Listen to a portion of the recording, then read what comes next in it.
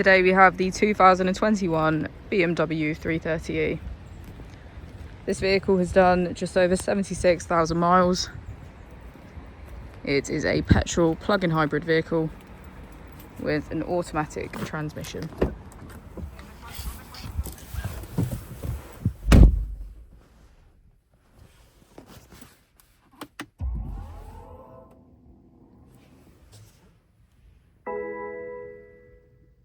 To the left of our steering wheel, we have cruise control as a feature, and on the right we have voice control and hands-free calling.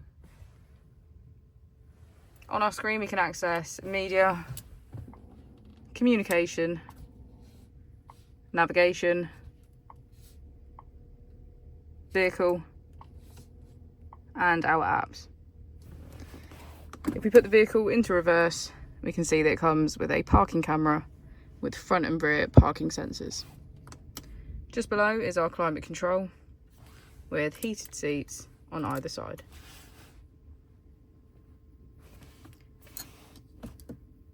We can switch between sport mode, hybrid, electric and adaptive. As we go into the back of the vehicle, we can see that it has a full leather black interior.